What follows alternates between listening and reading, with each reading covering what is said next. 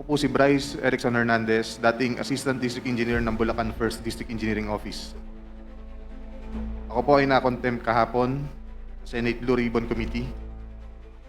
Habang ako po ay nakadetain, kapag-isip po ako at nagdesisyon na maglabas ng ilang nalalaman ko sa flood control project base po sa aking natatandaan sa ngayon. Tama po si Senator Lacson na ang mga engineers ng DPWH ay tila naging legman o bagman na lang. Kung tatanungin niyo po ako kung sino o kanino kami naging bagman, sasagutin ko na po ngayon. Senator Dion is recognized. Thank you. Thank you, Mr. Chair. Mr. Chair, I'd just like to take off from the line of questioning of Congressman Garbin. Engineer Rice, binigyan ka namin ng oras. You requested for a few minutes para to confirm with your lawyers. Are you ready now to answer the question? Sabi mo kanina may mga involved na mga senador. Tama po ba? Narinig ko. Yes po, Your Honor. So, kanina sinabi mo na mga involved na senador. Ibig sabihin, kasi the line of questioning kanina is that you were receiving a certain amount from Sally Santos. Tama po ba? Yes, Your Honor. At binibigyan niya ito sa iyo sa inyong opisina. Tama po ba? Yes, Your Honor. In fact, there's one incident that was mentioned by Sally Santos in the Senate na 245 million yung isang natatandaan niya na ibigay niya sa iyo. Tama po ba? Yes, Your Honor. Itong 245, just a portion of that, because according to you, from 2022 up to 2025, your estimate is that it's over $1 billion na yung natanggap mo. Tama po ba? Yes, Your Honor, approximately. Okay, sige. So binibigay mo to kay Engineer Alcantara. Tama po? Hindi ko po binibigay, kinukuha niya po sa Kinukuha, opisina ko. sorry. Kinukuha ni Alcantara. Nakabox nga po, sabi niyo nga po, di ba? Yes, Your Honor. Okay, pag sinabi mong may involved, ibig sabihin logic would dictate and you don't need to be a rocket scientist para to assume that yung binibigay ay may hati-hati. Tama po ba? May breakdown. Yes po, Your Honor. Sinasabi niya po, kinukuha na yung commitment. Commitment na ano ibig sabihin commitment? Yung kaninong hatian yon? Kung ako po mag-interpret, commitment po para kay Senator. Okay. May we know sino yung mga sinasabi mong mga kumukuha or may commitment sa mga senador? Kasi you mentioned this earlier before we grant you the request of having a recess, suspended. May we know who are these sinasabi mong may mga involved na mga senador? Okay lang po bang basahin ko, Your Honor, kung ano lang po yung naisulat ko? Pero pinapangako ko naman po sa inyo na ang full details ito maibibigay ko po sa written statement namin ng mga abogado ko. Mr. Chair, our guest is requesting that he be allowed to read. Ito ba yung salaysay mo na pinirmahan mo? Tama po ba? Ito ba yung tinatanong sa iyo kanina ni Congressman Garbin? Yes po, sinulat po at pinirmahan ko rin po. Okay. Mr. Chair, may we request that he be allowed to read his salaysay, his statement? Engineer Hernandez, please proceed. Thank you.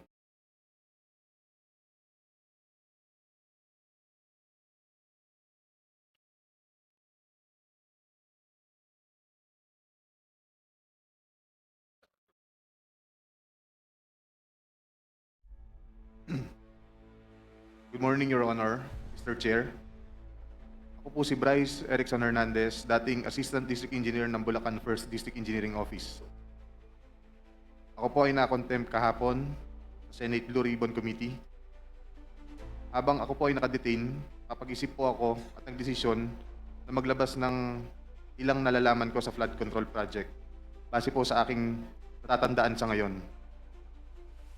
Tama po si Senator Lacson na ang mga engineers ng DPWH ay tila naging legman o bagman na lang. Kung tatanungin niyo po ako kung sino o kanino kami naging bagman, sasagutin ko na po ngayon.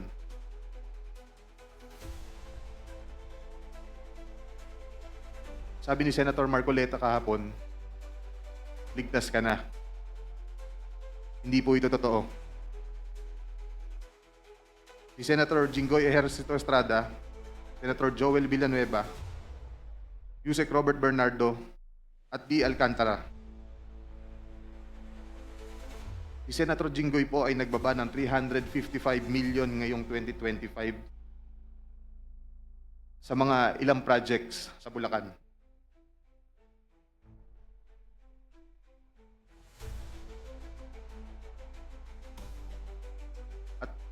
Ang sabi po ng boss ko dito ay 30% ang commitment dito.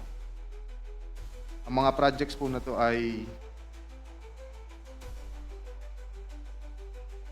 construction of flood mitigating structure with pumping station and floodgate phase 3 sa Hagonoy, Bulacan. Flood control mitigating structure with pumping station and floodgate sa Malolos, Bulacan. Hindi ko na po babasahin lahat to. Isasama ko po to sa aking written statement. No, mahalaga pong basahin yung buong listahan ng mga proyekto. These are the line items that everyone has been talking about. So I think the nation deserves to know which particular line items that are in the GAA that are being implemented for these particular personalities. Mr. Chair, may I also request that he be directed to read the entirety of his salaysay? Yes, And yes. not to select portion of his salaysay. Para Yes, po he will. klaro. I think he will be required to read the entire, but we need the specific line item in the General Appropriations Act to be able to tie these particular projects to political personalities, not just DPWH engineers, not just contractors. Please proceed. Mr. Chair, Mr. Chair, may I also ask that the amounts also be read?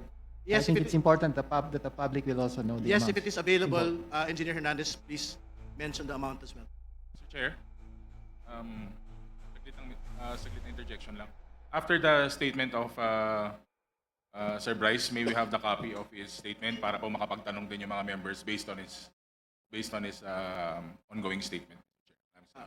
If that is practicable, Deputy Speaker, we will ask him to do it, but it is a written, handwritten statement. So I think we have to listen to his entire salaysay first. Please proceed with the line items, please. Let me repeat it, Your Honor. First, construction of flood mitigating structure with pumping station and floodgate, phase 3, Barangay Mercado, Hagonoy, Bulacan, with an allocation of 60 million pesos. Number 2, construction of flood mitigating structure with pumping station and floodgate at Mambog Creek, phase 3, Malolos City, Bulacan, with an amount of 45 million pesos. Construction of flood mitigating structure with pumping station and floodgate, phase 3, Barangay Iba, Hagonoy, Bulacan, amounting to 60 million pesos. Construction of flood mitigating structure with pumping station at Calero Creek, phase 3, Malolos City, Bulacan, with an amount of 50 million pesos. Construction of flood control structure including pumping station and floodgate, phase 3, Barangay Mayto, Kalumpit, Bulacan, with an amount of 60 million pesos. Construction of flood mitigation structure with pumping station and floodgate at Barangay Santo Rosario Creek, phase 3, Malolos City, Bulacan, with an amount of 40 million pesos. And last, construction of flood mitigation structure including pumping station and floodgate, phase 3, Barangay Carillo, Hagonoy, Bulacan, with an amount of 40 million pesos. And all of that with a total of 355 million pesos, Your Honor. This is supposedly the allocation of which political personality? Senator Jinggoy Ejercito Estrada po, Your Honor. Thank you for the clarification. You can proceed with reading the handwritten statement. Chair, may I continue? Let him finish the handwritten statement. Pakitapos lang po yung handwritten statement ng pagbasa. Nagbaba po si Senator Jinggoy at ang kanyang SOP dito ay 30%. As per our District Engineer Henry Alcantara. Dineliver ito nung lumabas ang mga item na to sa GAA. Mga driver namin sa DPWH Bulacan First ang nag-deliver sa kausap nila. Si Christian Santiago at saka si Andre Balatbat. Galing din ito sa utos ni D. Alcantara. Noong 2023 naman, ay naglabas ng 600 million si Senator Joel Villanueva at ang SOP nito ay 30% din. If I'm not mistaken, sorry. Pwede kong sabihin ko po kung anong mga projects, mga line item din. Please proceed with disclosing the line items so the nation may able to tie the line item to the political personality involved. First, rehabilitation of flood control structure along Balagtas River, Barangay Panginay, Tuwawa, Phase 3, Balagtas, Bulacan, with an amount of 75 million pesos. Construction of Bukawe River Flood Mitigation Structure, Station 12, plus 589 to Station 12, plus 739 at Barangay Bambang, Bukawe, Bulacan, with an amount of 75 million pesos. Construction of Bukawi River flood mitigation structure at Station 4 plus 204 to Station 4 plus 354 at Barangay Turo, Bukawi, Bulacan, with an amount of 75 million pesos. Construction of Bukawi River flood mitigation structure at Station 3 plus 036 to Station 3 plus 236 at Barangay Kaingin, Bukawi, Bulacan. Construction of this also has an amount of 75 million pesos. Number 5, construction of Bukawi River flood mitigation structure at Station 5 plus 466 to Station 5 plus 667 at Barangay Bunlo, Bukawi, Bulacan, with also an amount of 75 million pesos. Construction of Balagtas River flood mitigation structure at Station 3 plus 533 to Station 3 plus 683 at Barangay Santol, Balagtas, Bulacan, with an amount of 75 million pesos also. Construction of Balagtas River flood mitigation structure at Station 7 plus 654 to Station 7 plus 804 at Barangay Dalig, Balagtas, Bulacan, also with an amount of 75 million pesos. And last is the construction of Balagtas River flood mitigation structure at Station 14 plus 124 to Station 14 to 200 plus 274 at Barangay San Juan, Balagtas, Bulacan, also with an amount of 75 million pesos. And all in all, with a total of 600 million pesos. Can you state again for the record the total amount and that this is the projects for which particular political personality? 600 million pesos last 2023 from Senator Joel Villanueva. Thank you. Please proceed with your handwritten statement. At ang SOP nito ay 30% din. Binigay din ito nung lumabas sa GAA at i-deliver sa bahay niya sa Bukawi ni D. Alcantara at dating hepe ng aming construction si Engineer JP Mendoza. Si D. Alcantara namin ang masasabing chief implementor. Siya po ang kumakausap sa lahat ng politiko na involved dito. At least 3% po siya sa lahat ng projects na dumadaan sa opisina namin. At pinapasabi pa nga sa amin sa mga contractor na kung gusto nyong magkaroon ng maraming projects sa susunod, ay magbigay kayo ng additional na 2% sa kanya. Parang finder's fee daw. Si D.E. Henry Alcantara po ang usually nagde-deliver sa mga politiko at kay Yusek Robert Bernardo po. Pasensya na po, ito pa lang po ang aking mga masasabi sa ngayon. Mabigyan lang po ako ng sapat na oras at pagkakataon na makausap ang aking mga abogado. Handa na po akong maglabas ng lahat ng nalalaman ko pa. Maraming salamat po. Mr. Chair, Mr. Chair, Mr. Chair. I still have, may I be allowed to continue? Mr. Chair, We have to allow Congressman Adyong to finish his interpellation. Mr. Chair, it's the rule is majority than minority. Yeah, Congressman Chair. Garbin, To be clear, as far as practicable, it is the rule of an alternating majority-minority. So you will have your time after this is finished. So two majority, then two minority. No, the rule is as practicable, majority alternating with the minority. That's the rule. Check the rules. Move to suspend, Mr. Chair.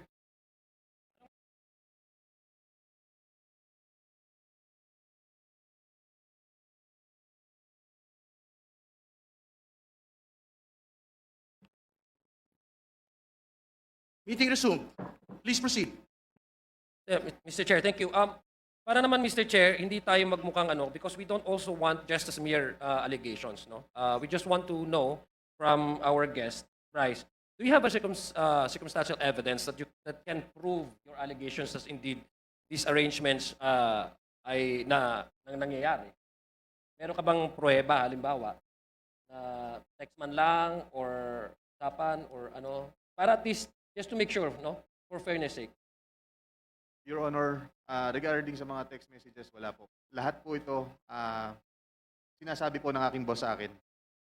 Okay, Ganun, si Alcantara. kagaya nga po ng sabi ko, ganun po ako kaklose sa kanya. Lahat po ng transaction sinasama niya. Thank you. Mr. Chair, did we invite Engineer Alcantara? Engineer Alcantara is here. Okay.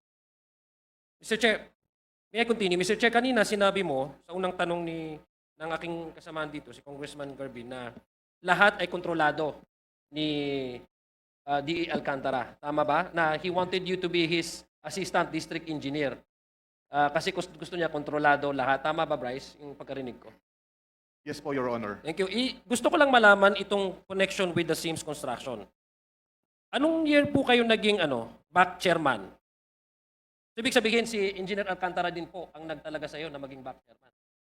Yes, Your Honor. Okay. Ako ang nag-recommend. Okay, siyang nag-recommend. Kasi gusto niya, kontrolado niya lahat, kaya nga nandyan ka, yun ang gusto mong sabihin, di ba?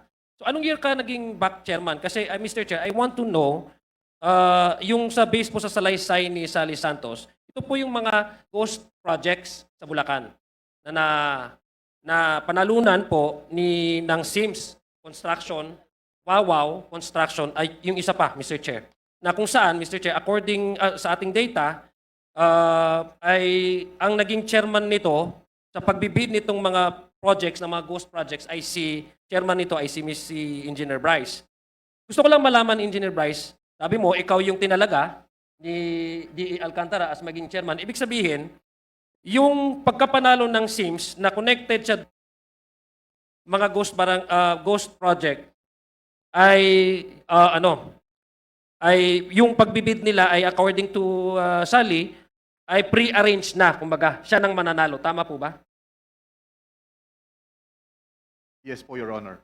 So ibig sabihin, nag-bidding lang kayo pero pre-arranged na kasi ang sabi ni Sally Santos na may-ari nitong kumpanya na to ay pinapahiram niya yung kanyang lisensya sa inyo para siyang manalo dito sa mga bidding na to kung saan itong particular na project na to ay nakalista, napuntahan ng presidente as ghost project. Tama po ba? Yung kay Sims. Yes po, Your Honor. Okay. Thank you very much, Mr. Chair. And now I give way to other members who wish Yes, to. but before going to the minority, we would like to allow District Engineer Alcantara to respond to the allegation of Engineer Hernandez. Good morning, Your Honor, Mr. Chair. Yung sinasabi niya po na dinala niya sa akin ng pera, hindi po totoo. At wala po akong tinatanggap tungkol po sa nanggagaling na transaksyon nila kay Sally Santos. Kahapon po sa Senado, binanggit po ni Sally na sila po ang nangongontrata. Paano niya po ibibigay sa akin? Kung iyon po ay kontrata nila. Pwede po bang ibibigay sa akin ng buo yan? At sasabihin niya na hindi niya tinitignan? Your Honor, totoo po sinasabi niya, nung dumating po ako dyan, sila ay mga next rank and file doon po sa Chief Construction. So bilang siya po yung pinaka-senior na kasunod doon, sa amin pong hierarchy, sinusunod po namin yon na siya. Totoo naman po na nagtiwala ako sa kanya at marami po magpapatunay. Handyan po ang mga hepe namin na kasama namin dati. Handyan po ang project engineer na magte-testify po. Sila po ay mga biktima po ng pamumuwersa at pamimilit ni Engineer Bryce at Engineer JP de Guzman, Mendoza. Actually po, ang proyekto po ay hinahawakan ng project engineer, ini-implement ng section chief ng construction. Ako po, umaasa po ako na sa pirma nila, kaya po ako ay pumipirma at binabayaran ko po yan. Pirmado po ng mga project engineer, pirmado po ng accountant ko na nag-review po ng mga dokumento na yan. Your Honor, tungkol po sa sinasabi niya na ako po ang kausap ng mga politiko, hindi po totoo yan na ako'y nagdi-deliver sa mga politiko. Senator Joel 2023, wala pong project na flood control si Senator Joel ever since. At sino po ang makakaalam kung sino po ang naglalagay dyan? We are not part of the BICAM. Wala po kaming alam dyan. As my superior said, Undersecretary Cathy Cabral, kahit sila po hindi nila alam yan. Paano pa po ako? And we are not even involved during budget hearing. Your Honor, naniniwala po ako, nalalabas po ang katotohanan kung sino po ang may gawa ng mga ghost project na ito. Tulad po ng sinalaysay ko sa inyo, meron din po akong affidavit at andito po ang mga tao na nung pinatawag ko po sila ng August 3, 7:30 ng gabi, upon the report of Engineer J.M. Ramos, na di umano'y pinipilit siyang pirmahan ang 5 voucher, I think, sa pagkakatanda ko po. Siya po'y tumanggi. At siya po ang nag-report sa akin kasama si Engineer Galang na sinasabing, boss, mukhang niloloko ka na ng 2 tao mo. Bakit? Kasi ilang series po ng meeting na tinatanong ko sila, mag-inventaryo kayo ng mga project natin. Dahil magkakaroon ng malawakang pag-iimbestiga rito. Mr. Chair, Opo, point Mr. of order. Chair. Point of Mr. order, Chair. Mr. Chair. Yeah, Masyado nang matagal ang sinasabi Yeah, niya, hindi Mr. naman Chair, totoo. if I Point of may. order! Mr. Chair, if I may, Tagal na sinasabi niya, hindi naman totoo sinasabi niya. Mr. Chair, if I may, very quickly, with due courtesy to the Honorable Abante. Ang sa akin lang po naman, siguro para hindi po malihis yung flow. So earlier, nagkaroon po tayo ng testimony kay Engineer Bryce Hernandez. And I believe there are members who are next to question. Of course, we also respect the rights of the Honorable Engineer Alcantara. And nandiyan dyan naman po siya. So yung mga ito po, Mr. Chair, ay itatanong rin natin kay Engineer Alcantara. For the meantime, Mr. Chair, may I suggest that we move to the next Yes, interpolator? yes. Well taken. Thank you, Engineer Alcantara. Congressman Risi, please proceed. Thank you, Mr. Chair. Good morning, everyone. Kay Engineer Bryce, naniniwala ako sa sinasabi mo. Pero alam ko, may kulang pa. Matagal lang akong congressman. This is my 13th year. Imposibleng hindi alam ng congressman doon sa lugar nyo yung mga proyekto na yan. Tama ba ako? Mali. Kagaya nga po ng sabi ko, ang kausap po lahat ng politiko sa amin ay ang boss ko, si Boss Henry Alcantara. Assistant DE lang po ako. Nakukwento lang po niya yung mga commitment. Yun po. Sinasabi niya po sa akin. Lumalabas, isa na kayong sindikato sa inyong engineering district. At ang hepe ng sindikato nyo, si Engineer Alcantara. Tama? Ako po, inaamin ko po na sunod-sunuran ako sa kung ano ang sabihin sa akin. At Kaya kung nga, ano po sindikato ipagawa sa may akin. boss. Pagka may boss, yun ang nasusunod. Tama? Siya po ang nasusunod, Your Honor. Tama po. At lahat nung personnel doon ay kasabwat na ng sindikato. Lahat po sumusunod sa kanya. If I may po, meron pong instance na 2019, pagdating na pa lang po, meron pong hepe doon ng sumalangit na waang kaluan ni Engineer Dalmacio Cruz na pinloating niya kasi hindi sumunod sa kanya. So, nag-early retirement na lang to. At saka rin po nung 2022 or 2023, meron pong isang nagngangalan na Engineer Cherry Natividad ang hindi pumirma sa plano na pinapipirmahan niya dahil alam nung engineer na yun na magkakaproblema. So, ang ginawa niya, inalisan niya po ng project, naka-floating po, nagta-time in ng 8 to 5 o'clock ng hapon. So, yung moral ng engineer, sa tingin ko, in my own opinion, is nasira. So, nag-resign na lang din siya. Sa pagkakaalam nyo, dahil malapit kayo, sino po sa Department of Public Works and Highways yung kanyang patron? Sa pagkakaalam ko po, si Engineer Yusek Robert Bernardo po. Si Yusek Robert Bernardo. Yes, Your Honor. Yun ang kanyang patron. Opo. Dahil magkasama po sila dati sa Los Baños, Laguna pa, way back 1997 yata, as per kwento ng boss ko. And then nagkasama din po sila sa Manila City Hall. Panahon po ng ating mahal na Pangulong Erap Estrada, nung naging mayor po siya doon. Ano po ang posisyon ni Yusek Bernardo sa City Hall ng Maynila? Siya po ang city engineer. Okay, salamat po.